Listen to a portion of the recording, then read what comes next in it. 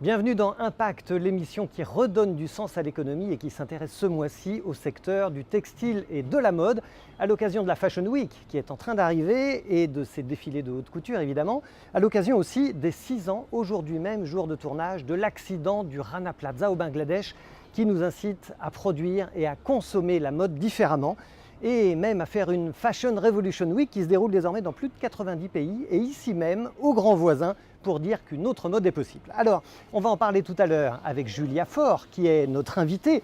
C'est la cofondatrice de Loom, une marque de vêtements durables. Elle vient de réussir une jolie levée de fonds et les lecteurs de Mediatico vont pouvoir lui poser leurs questions tout à l'heure. On entendra aussi dans le secteur du prêt-à-porter le directeur général de Kiabi, Nicolas Hénon, qui essaye de transformer de l'intérieur son entreprise de 11 000 collaborateurs. Mais pour commencer, je vous emmène découvrir Les Résilientes. C'est du textile et de la créativité au service de l'insertion. C'est aussi du design au service de l'environnement. Et c'est le reportage coup de cœur de Marine Samzin.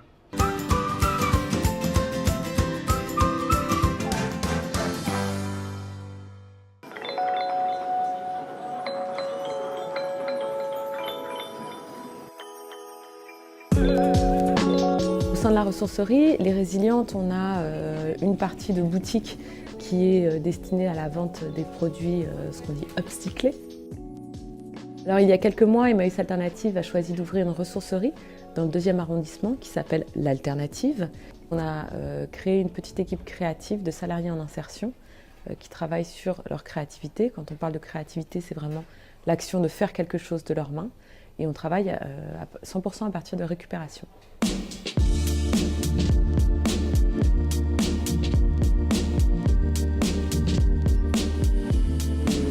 Je travaille chez Emmaüs Alternative avec les Résilientes depuis 1 an et demi maintenant.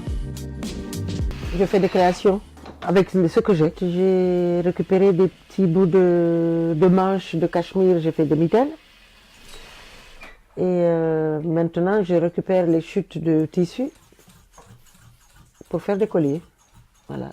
Les Résilientes, elles dégagent quelque chose de super important pour la ressourcerie, les ressourceries en général et Emmaüs Alternative, parce qu'il y a vraiment cette dimension de transformer des déchets, en tout cas des choses qui vont plus être utilisées, en objets ou en vêtements qui seront jolis, qui vont donner envie, qui vont donner une esthétique au lieu, donner une esthétique aussi au concept de deuxième main, de récupération, de réemploi. Tu vois, j'aimerais bien le voir justement en collier avec, tu sais, de continuer une petite série de noir et blanc. Noir et blanc, oui. Et après passer à la selle en soie. C'est en soie, d'accord, les soies. Voilà pour cet extrait de notre reportage à retrouver en intégralité sur mediatico.fr. Alors c'est créatif, c'est du design, c'est utile au plan social et environnemental. Mais quand on regarde les grands défilés de mode en ce moment, on est en droit de s'interroger sur la responsabilité sociétale de la haute couture et sur la capacité du monde de la mode à devenir plus durable. Eh bien suivez-moi, on en parle tout de suite avec notre invité.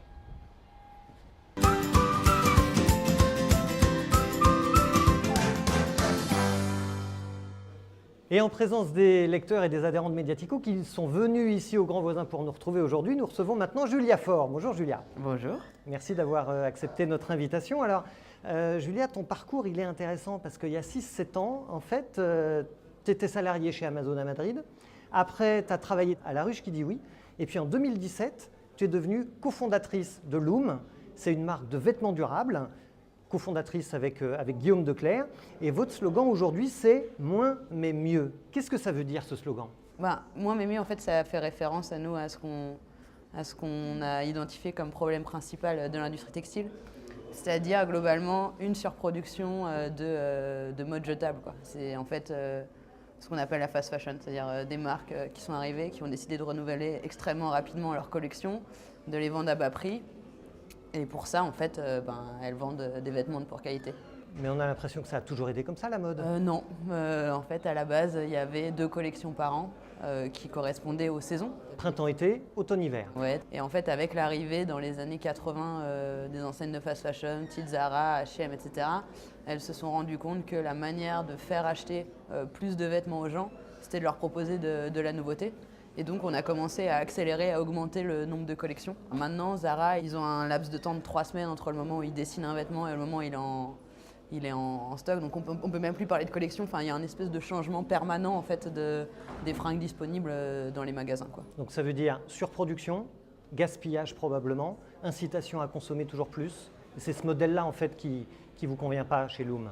Le gros du gaspillage, c'est le fait qu'on se retrouve dans les magasins et dans les armoires avec des fringues qui tiennent pas la route sur la longueur, ni sur un sur un truc de qualité, ni même sur un truc esthétique, parce qu'on est tellement en fait habitué à être sollicité en fait dans notre désir d'acheter que tu peux avoir des fringues qui sont encore en bon état dans ton placard et que tu les mets plus, quoi. Alors chez vous, chez Loom, qu'est-ce qui fait la caractéristique d'un vêtement durable? En fait, on s'est surtout rendu compte que la qualité est invisible. Je vais tout mettre en place pour que ma vêtement soit de qualité. Je vais choisir des fibres longues, je vais bosser avec des usines qui ont une vraie expertise et en tout cas qui savent faire des coutures qui tiennent. Je vais choisir des bains de teinture que je sais qui tiennent dans le temps. Et donc voilà, tu as tous ces ingrédients-là. Je vais faire un tissage assez serré, je vais choisir des fils qui ont une torsion suffisante pour résister à la traction, etc. Donc ça, c'est ton obligation de moyen. Tu as tous les ingrédients de ta recette, si tu veux, pour faire une fringue qui dure. Par exemple, sur un truc en coton, ce qui fait la qualité du coton, c'est la longueur de la fibre. Et plus la fibre est longue, plus le fil va être résistant, plus il va bien absorber la couleur, donc plus il va résister au lavage, plus il va résister au boulochage, plus la couleur va bien se fixer. Et ça, comme tu peux pas le voir, il faut que ça soit un vrai choix de la marque, en tout cas de la personne qui construit le vêtement, de décider je vais acheter ces fibres plus longues. Un autre point crucial dans votre modèle économique, vous produisez au Portugal. Vous ne produisez pas en Asie. Ça veut dire que vous faites un choix de production peut-être plus cher que d'autres marques. Et en même temps, on sait bien qu'à l'autre bout du monde, il y a des gens qui ont besoin d'avoir du travail. Ouais, je trouve que c'est un faux discours. C'est comme quand Uber arrive et dit qu'il crée des emplois. Enfin, les emplois qui ont été créés au Bangladesh par l'industrie textile sont des emplois. Enfin, c'est pas des emplois, quoi. C'est du semi-esclavage. Ça fait longtemps qu'on le sait, que c'est dégueulasse la condition de production de l'industrie textile. Mais je trouve que l'argument de boîtes occidentales d'aller dans d'autres pays qui ont moins d'argent et de dire on crée de l'emploi, mais créer de l'emploi miséreux, c'est pas digne en fait. J'ai pas envie que les gens qui font les fringues de Loom aient des moins bonnes conditions de travail que moi. Je suis allé voir sur le site internet de Loom, évidemment. Je prends un exemple, il y a un t-shirt à 20 €. 20 €, ça peut être considéré comme cher pour certains qui cherchent à s'habiller. Ouais, ça c'est un truc qui a très très bien réussi la fast fashion, c'est de te faire croire que les vêtements valent rien. Mais en fait, tu fais payer à la planète et à des ouvrières au Bangladesh ce prix que tu ne veux pas payer toi. Et après, en termes même de calcul, de rationalité, il y a un dicton qui dit les pauvres n'ont pas les moyens de s'acheter des trucs bon marché. Je suis trop pauvre pour m'acheter des trucs bon marché. Qui en gros, oui, si tu regardes à court terme, au moment où tu achètes, acheter un truc 5 balles, ça a l'air moins cher, mais en fait, si tu fais le calcul, si tu l'achètes 5 balles mais que tu dois en racheter un tous les mois. Alors, puisqu'on parle de petits prix, nous, on est allé voir une chaîne de prêt-à-porter qui est connue pour ses petits prix, qui s'appelle Kiabi. On est allé voir son directeur général, Nicolas Hénon. Il essaye, Nicolas Hénon, de transformer son entreprise de l'intérieur. 11 000 salariés quand même dans son entreprise. Et il les incite à se préoccuper davantage des enjeux environnementaux. Alors on lui a demandé de réagir notamment à un projet de loi qui ne cesse d'ailleurs d'être retardé, qui va peut-être sortir cet été et qui va, in fine, interdire aux magasins de jeter et de brûler les vêtements invendus. Écoutez ce qu'il nous dit. C'est une bonne loi. Maintenant, je trouve ça toujours dommage de devoir mettre des lois pour motiver des entreprises à œuvrer différemment, que ce soit sur les hommes, que ce soit sur les produits, que ce soit pour la planète, etc. Ce qui est important, c'est quel est le sens derrière.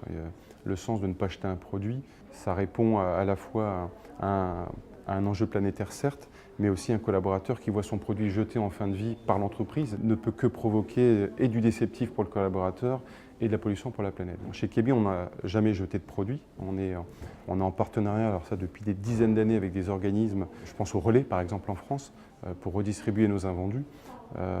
Donc aujourd'hui, il y a deux enjeux. Il y a comment on travaille différemment pour limiter au maximum les invendus, parce que s'il n'y a plus d'invendus, il y a moins de pollution, j'ai envie d'une certaine manière. Donc là, comment on répond mieux aux besoins clients, comment on travaille mieux notre supply chain, etc.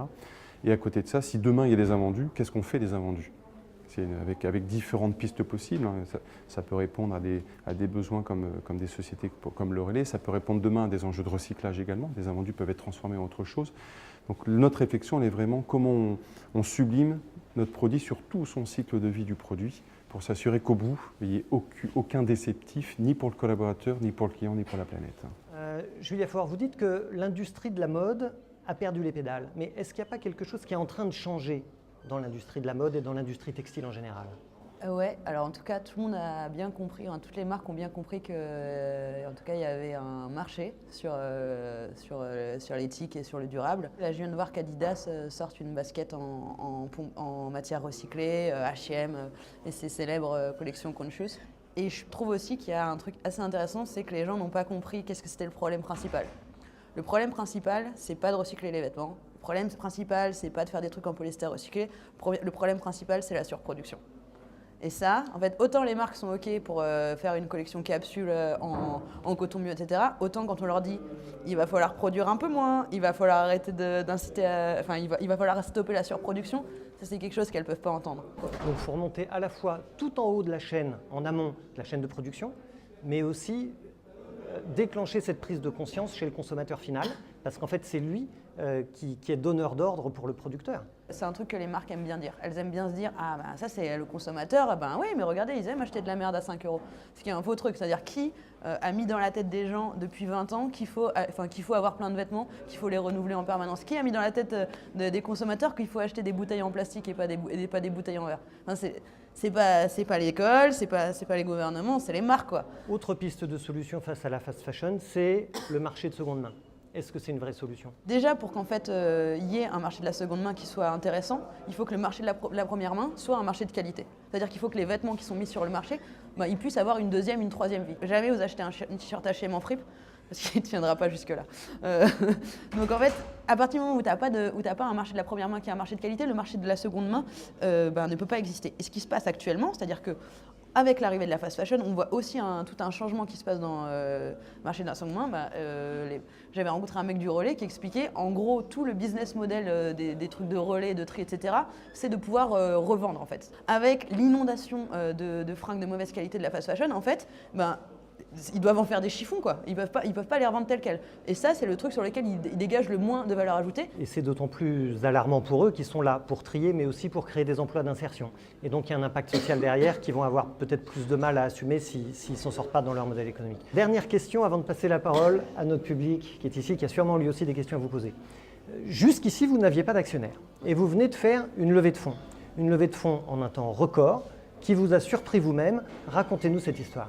En fait, on avait besoin de lever des fonds parce que, étonnamment, nos t-shirts blancs, nos chaussettes noires et nos pantalons bleus, il y a beaucoup de gens qui les veulent.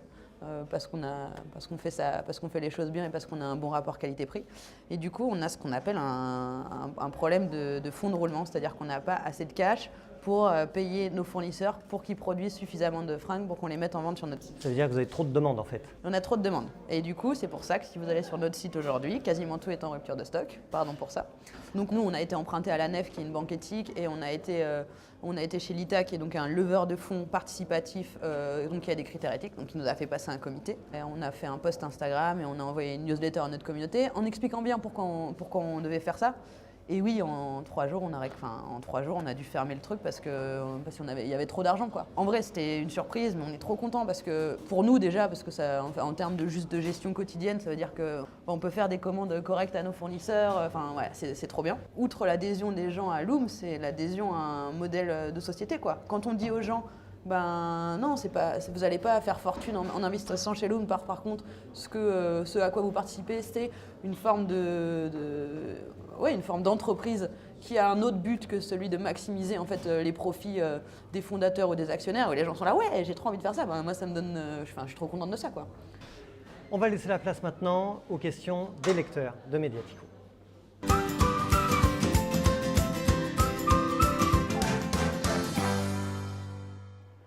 Est-ce que vous croyez finalement aussi encore au pouvoir de la norme pour limiter la surproduction notamment? Parce que c'est bien que ça passe aussi par les marques, mais est-ce que vous pensez encore qu'il y a un pouvoir de l'État à agir sur ces conditions? On ne peut pas faire reporter toute la responsabilité sur les marques. Donc moi, je crois évidemment qu'il faut un cadre légal. Et que ça m'énerve trop que ça n'arrive pas plus vite, etc. Et oui, là, ils sont en train de négocier pendant 10 ans pour savoir si on va ou pas punir les gens qui brûlent leurs invendus. Pour moi, la loi, elle est hyper importante. Et oui, ça peut être les marques et ça peut être les consommateurs qui vont pousser les politiques à légiférer là-dessus, mais putain, ça devrait être interdit de mettre sur le marché des fringues qui craquent au bout de 2 lavages. Ça devrait être interdit de surproduire, ça devrait être interdit. En fait, le problème, c'est même pas tellement que les mecs ils brûlent leur stock parce qu'ils peuvent tout aller filer au relais, ils peuvent tout aller. En fait, il y a toujours des mecs qui vont leur acheter un peu bas prix. Le problème, c'est que tu puisses arriver à produire genre 100 milliards de fringues, en vendre seulement 20 milliards et que ça soit pas puni par la loi. Ça veut dire que ça devrait être un délit de surproduction. Merci beaucoup Julia Faure pour ces plaisir. messages très forts, pour votre engagement. Merci d'avoir accepté l'invitation de Mediatico à l'occasion ici au Grand Voisin de cette Fashion Revolution Week. Et merci d'avoir répondu aux questions des lecteurs de Mediatico. Merci à vous. Et on jette maintenant un coup d'œil à l'agenda du secteur.